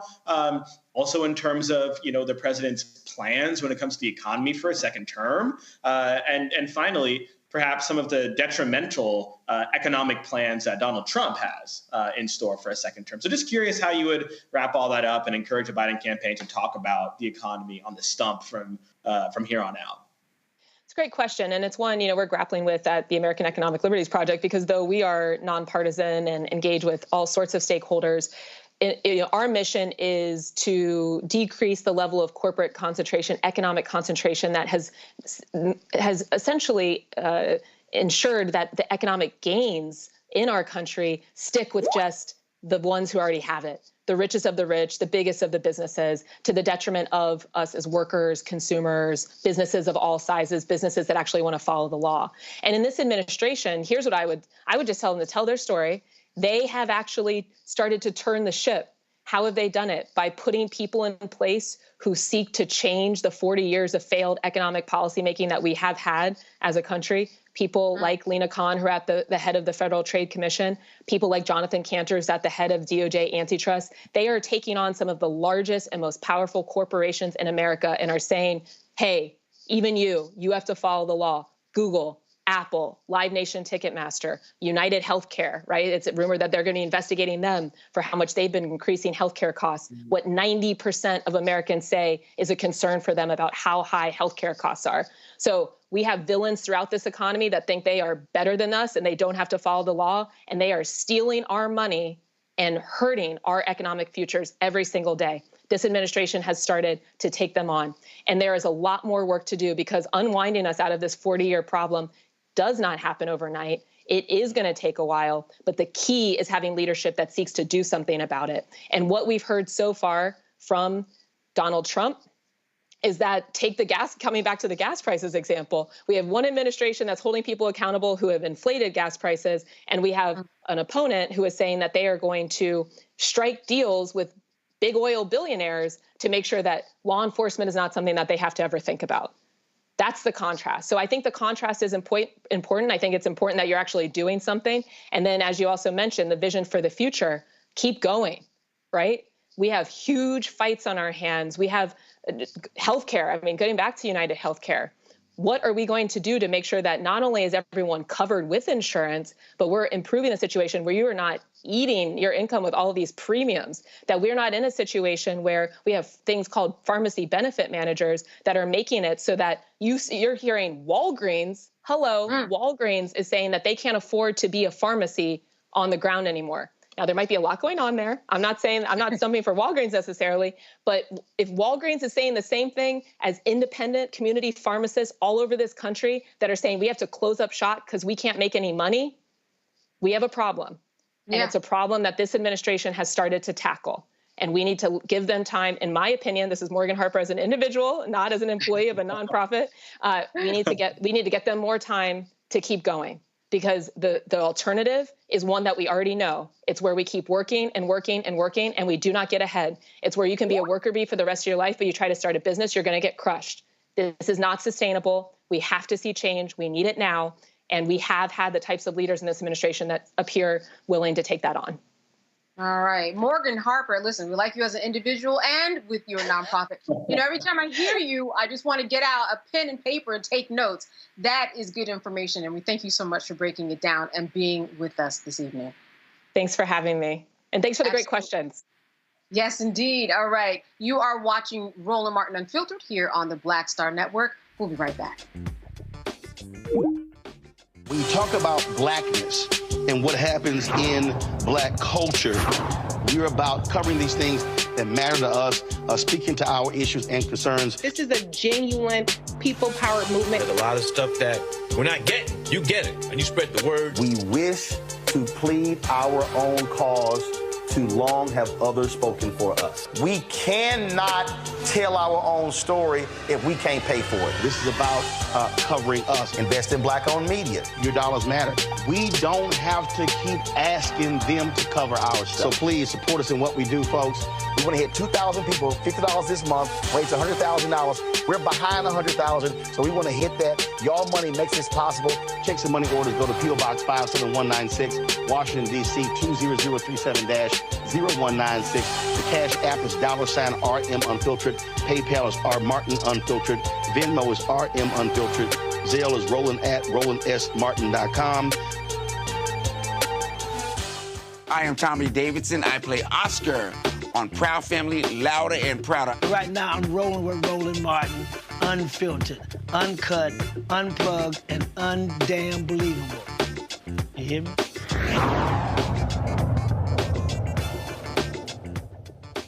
right, so a couple of weeks ago, Roland was in LA for the Netflix premiere of Beverly Hills Cop, Axel F. He sat down with stars Kevin Bacon and Joseph Gordon-Levitt. Let's take a look. So, gentlemen, glad to see you. First off, first memory of Beverly Hills Cop. What stands out? I think I was in a movie theater in New York, probably bought my popcorn, went and sat with some strangers and, you know, watched it, loved it. I watched it with my older brother. I was too young. I was probably too young to watch it even after it had come out, but we watched it, you know, on TV, probably on like a Saturday afternoon with some cereal or something like that. But you know, my brother was a huge Eddie Murphy fan. Right. And do you have any older brothers or sisters? Brother, 1 year, 1 day older. 1 year and 1 day. Yeah. Okay, so it's a little different. Mine's 6.5 years older. Yeah. So when I looked up to my brother so much, that anything he liked took on this air of, you know, ultra coolness. And for him and for me, that was Eddie Murphy. So to now get to be playing Eddie's sidekick in the new Beverly Hills Cop movie is just incredible. It's also one of those films that were one of those franchises where people constantly quote things that happen. You could be at a party and folks will start recounting this and this and this and this. And so that's always, I think, also interesting, which makes, I believe, a movie really memorable when folk will recite lines or scenes from a film. Yeah. I mean, I think that one of the things, besides the fact that you just love Axel Foley and you love Eddie as Axel, is that the fish out of water story is a kind of a timeless story that works again and again and again. We were talking about Shakespeare before. You know, Shakespeare, you know, has a number of fish out of water comedies, and there's just something so great about the character of Axel, and we do it again in this movie, coming from a place that's so different, and then looking at Beverly Hills from that character's point of view is just funny and weird and great. You know, I love that piece of it, and I think it keeps playing. And Beverly Hills deserves to be made fun of. Let's be honest. Like, Beverly Hills is a lot about flaunting excess wealth. Yeah. The world doesn't need that, really. It needs someone to come from Detroit and kind of take the piss out of this wealth worship. So when you got an opportunity for this, had you worked with Eddie before? No. No. I always Never wanted had. to, of And course. so for you, it's kind of like, all right, let's do this. Yeah. I mean, for me, it was kind of like, how is that possible that all these years paths have never crossed, you know? As you know, I've famously worked with a lot of people. Yeah, you are the king of the six degrees of separation. Right. So he was a first. Yes, it was the first time, and certainly a bucket list gig, you know. He is now people who play 6 Degrees of Kevin Bacon are going to use Eddie Murphy all the time. Because he's also worked with a hell of a lot of people. He's worked with a lot of people, He's going to be the first step in a lot of those games. Yes, that's true. On set, in terms of, here you're dealing with one of the funniest people in history. He doesn't try to be funny, though, you know? It's not like... But did you try to make him laugh? Oh, nah, not really. If you try to make him laugh, that's not the way to make Eddie laugh. In my experience. Like, he'll laugh if you just tell him a real story from your real life. He'll find the humor in it. Got it. For you, in terms of playing, you know, not so nice of a guy. That's the understatement. Not the same as your character out of Boston, though. Right. No, he's a different kind of bad guy. Yeah. Listen, I mean, I mean that's a pretty good example. I mean, people who are have questionable moral values. Sometimes I like to go there. You know, I don't know why I find myself in that situation, but to me, it's really about making them different. And if you look at those two guys, they're really cut from a different cloth. So that's what's fun for me. And of course, you're a different character, good guy here. But I was cracking up on the helicopter scene. Yeah, he's a good guy. He's a terrible helicopter pilot. Right. So how hard was it not to just crack up when he kept cussing you out because of your flying? Such a great scene. Oh my God, I loved it. It was so fun to see again. Thanks, man. Thank you. Yeah. Let me just sorry to interrupt you. Please go. My wife was just screaming. She's like, oh, she's a very vocal. She watched a movie last night with the crowd. So that was her. That was her. She's like, oh my God. Yeah. Oh. all through the helicopter. She's like, honey, all right, goodbye. Well, that's because that helicopter really did that. It wasn't me really flying it, but they had a real guy, this incredible stunt helicopter pilot that really did do that stuff, falling off the building and coming really close to the street and coming really close to the bus. Like nowadays in a lot of action movies, it's all just CGI. It's all visual, digital effects. It's fake. Right. But this was a real helicopter doing these real things. They just photographed, and I think you can still feel that realness. You really can. Yeah, well, that was again. You saw the interaction. Again, I'm just sitting here going, I'm like, I know, because how he was just cussing you out through the whole deal, and you like, please shut up. Yeah, it was funny. It's really funny. Last point for both of you. I always ask this question of book authors. Your wow moment making this movie. Just that one thing where even you went, oh, wow. I'll tell you, there relates to the helicopter. Of all the things that I've done and been thrown into, all kinds of, crazy situations, physical, whatever, on movies, the thing I've never done is they have these cars where I'm driving, but I have no control over the car because the driver's on the roof of the car with controls that actually operate the car, and swinging through a bunch of stunt drivers and these guys in the helicopter rig next to it. And they said to me right before we said action, somebody said, just hang on, because this is going to be a little disconcerting. And let me tell you, it was fun as shit. I mean, I was just like, this is so fun. I love what I do for a living. It was great. Shooting at these guys, and it was funny. That was a crazy day. Yeah, it was. Shutting down Wilshire Boulevard, and we're in this hydraulic helicopter rig. It felt like someone had built like a Disneyland theme park ride just for us, just for the day. Yeah. All right. Well, certainly I hope folks enjoy it. I appreciate it. Thanks a lot. Thank you. Cheers. All right. So, Gavin, I was ready for the movie. I've seen it. Did you get a chance to check it out? I haven't checked it out yet, but I can tell you, I know what I'm about to do this weekend. Yeah, exactly. And it's just one of those movies that, I was ready for a part. Axel left. He has been doing a lot out there. There's a really interesting interview with him for the New York Times on The Interview, where he talks about his career. He talks about, just making it through being famous and still really rising above and not getting caught up in a lot. And I think a lot of credit should be given to him, Gavin. Absolutely. No, I think so as well.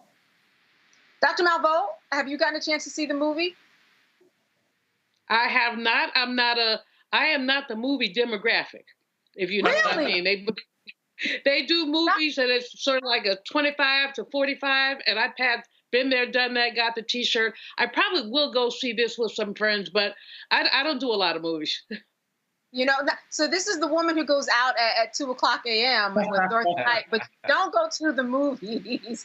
Dr. Debinga, have you seen it? And what are your thoughts about Eddie Murphy? Because he really is coming out and telling his story, telling some stories about, he felt he was treated with racist behavior on SNL. He's really talking. Yeah, I have not seen it. It's definitely on my list. And I love the fact that he is still out there doing it as opposed to a Beverly Hills remake with some newer actor. I mean, I feel like there's such originality that's lacking in films and music today, and people are just rehashing stuff from the 80s and the 90s. So I'm like, if you still got the brother from that time period, put him back in. Let's see some growth and see what's happening. I mean, with Eddie Murphy, it's just iconic, right? I mean, there's no other word that you can use to really describe him. Someone who has had real longevity, somebody who, I teach out Pilates, and so, there's music in my class, and I be playing Party all the time, his one-hit wonders. I mean, he's a guy who's, y'all know that joint, don't be fronting, so, he's had success in multiple areas, and I feel like, hey, as long as you still got the talent, keep going. So I look forward to seeing it, because I love the Beverly Hills Cop series. Yeah, I was in ShopRite the other day, grocery store, and they were playing a song, and it occurs to me, that's right, he sang that song. Well, let me go back and say that the movie, he revisits a lot of the same spaces and similar types of interactions that he does from the first Beverly Hills Cop movie. So as we leave this, I'm assuming we've all seen at least one of them.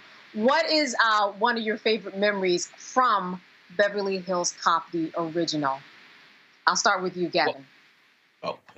Skip me, because I think I'm a little too young to have seen it. I hate to admit, but again, this weekend will be a complete Beverly Hills Cop watch party for me.